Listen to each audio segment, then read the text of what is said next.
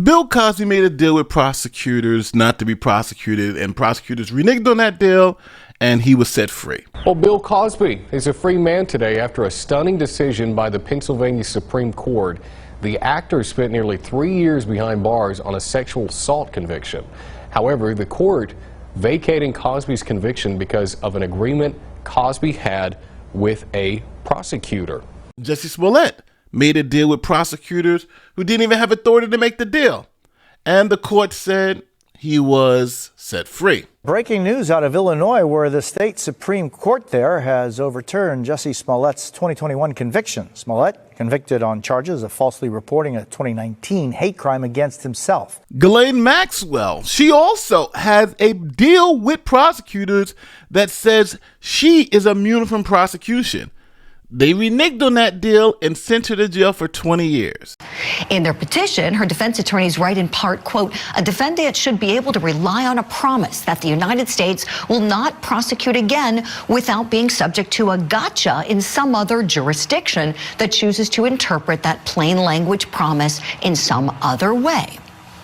We're asking this morning, what are the chances Maxwell's conviction gets overturned? So the U.S. government entered into an agreement that it would not prosecute any of Jeffrey Epstein's co-conspirators, no matter who they are, no matter where they were. But Ghislaine Maxwell was prosecuted by the United States government, even though the government said it wouldn't. So let's talk about Ghislaine Maxwell's appeal to the Supreme Court.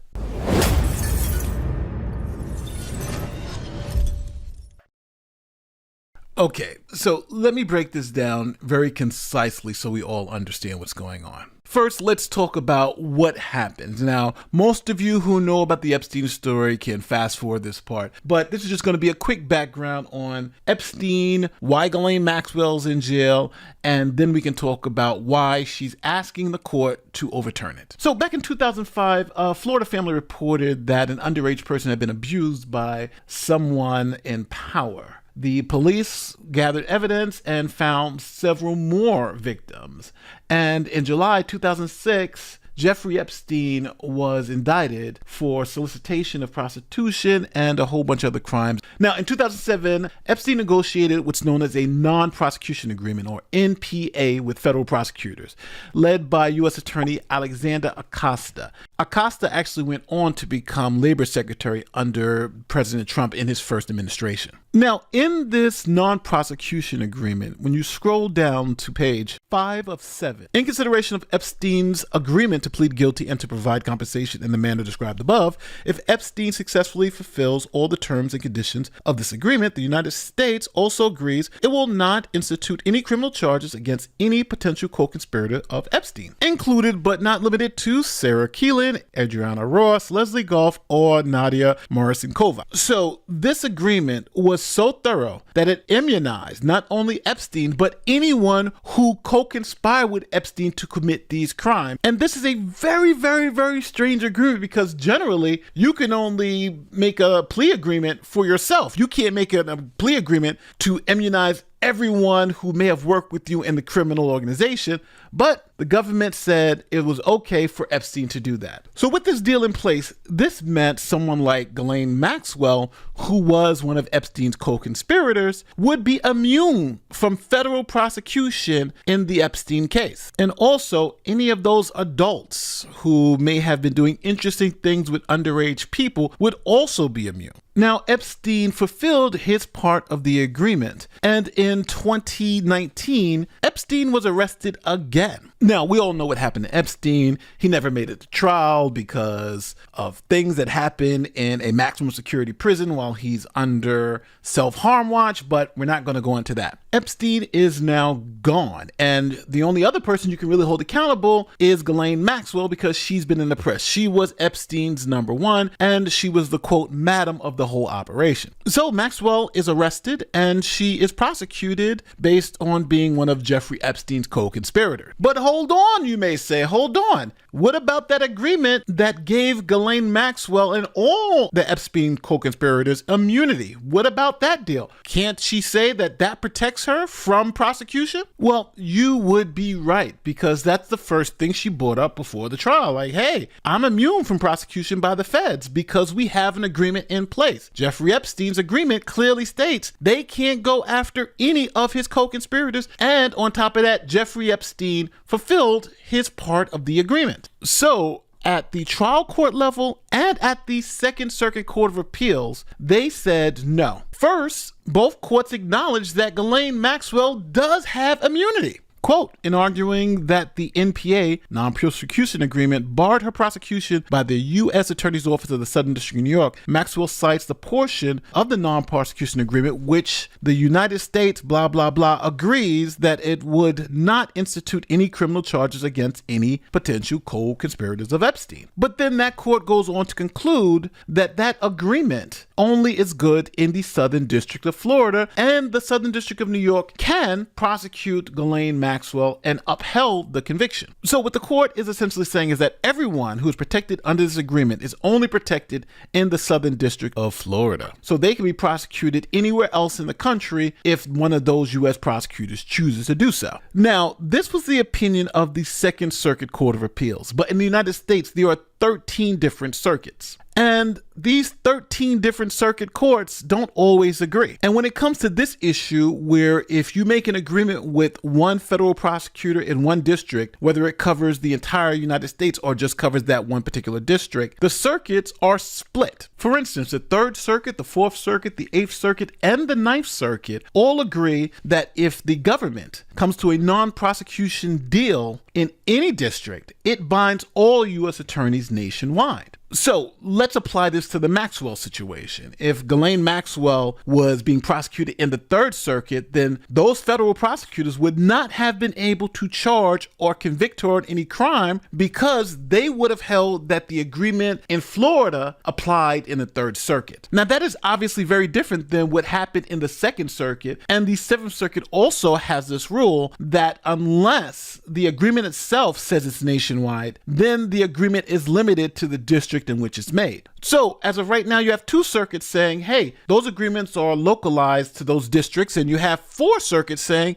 no, those agreements apply nationwide. Who makes the call to determine which side is right? Are the four circuits that say it's nationwide, are they right? Or are the two circuits, the minorities, who says it applies only to the district, are they correct? Now, when you have such a circuit split as we have in this particular case, the Supreme Court generally takes the case to resolve the circuit split, because you don't want to have a situation like we have now, where if Ghislaine Maxwell was in the Third Circuit, she wouldn't be able to be prosecuted, but if she crosses the border to the Second Circuit, she could get a lifetime prison sentence. So now I'm going to ask you to play Supreme Court Justice. Here is the question presented to the court. Does a promise made by a United States attorney on behalf of the United States to not prosecute co-conspirators bind other federal districts or that one U.S. attorney's office? Now, honestly, I do not think the Supreme Court is going to take this case at all, but if they do, here is why I think Maxwell probably has the better argument. First, the Supreme Court precedents seem to favor a nationwide interpretation, where an agreement in one district binds the entire government nationwide. And one case I like to point to is Giglio v. United States, 405 U.S. 150 from 1972.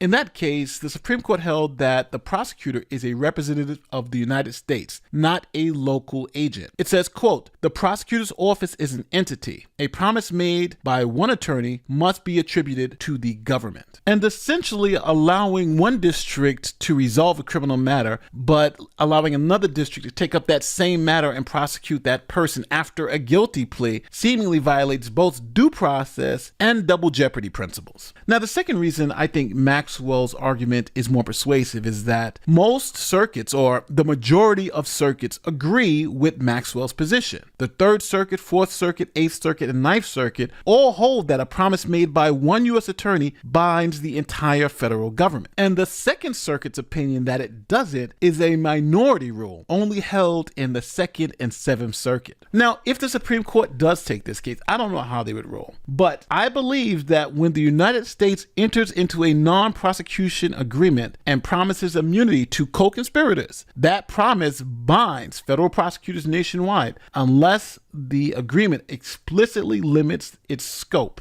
Now, before you guys jump down my throat and says, hey, Nate, you're protecting these crazy elites who've done these horrible things to children, I'm giving you a hard law lesson here. I think Maxwell should be in jail for life. But I'm talking about a legal outcome based on the laws we have on the books. And this is not the first time something like this has happened. Bill Cosby, for instance. Bill Cosby had a non-prosecution agreement with the DA out there in Philadelphia. The DA reneged on the deal and prosecuted him, sent him to jail in the state Supreme Court. It went all the way up to the Supreme Court, and they said no. He had a deal, set him free. And now Bill Cosby is free because the prosecutors had a deal and had to uphold the deal. Jussie Smollett. In his case, the local district attorney didn't even have authority to make a deal with Jussie, but they did anyway. And Jussie did pay $10,000 fine and did community service. And the Supreme Court said, hey, because he did everything you told him to do, and he believed that the state's attorney had the authority to make the deal, even though the state's attorney did not have the authority to make the deal, the state Supreme Court upheld the deal. So I think in terms of consistency, fairness, and integrity of federal promises and the federal court system, the federal government is one sovereign. And if a representative of that sovereign says, we're not going to prosecute you if you plead guilty, and we're not going to prosecute any of your friends if you plead guilty, and if you do your part of the deal, I don't believe they can renege on their part of the deal. All right, so now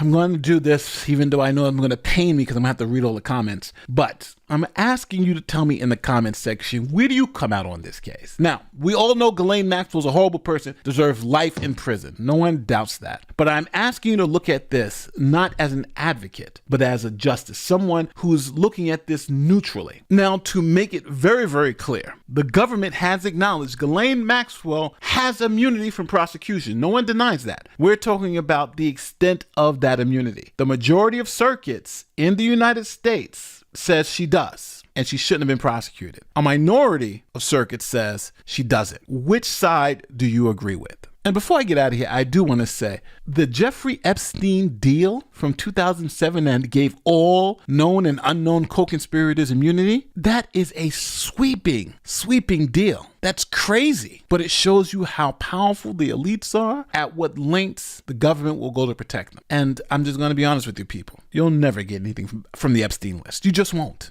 And to show you how deep this goes, that deal they gave Jeffrey Epstein, essentially, if the Supreme Court does take this case and holds that none of their co-conspirators can be prosecuted, all of those people who are listed in those documents who may have done things with underage people will essentially have immunity for life. Insane old stuff. I know that's the fear, but understand, this is where law and emotions come to the head. For Bill Cosby case, the same thing. For Jussie Smollett case, the court had to overcome the tragedies of those facts, the horrors of what had happened, and make the best decision based on the law. And I'm asking, can you do that? It's a tough job, but I got faith in you. Don't forget, like, share, subscribe, do all that great YouTube stuff. If you like more of these in-depth, let's go into the detail videos, let me know in the comment section. My name is Nate the Lawyer. I'm out.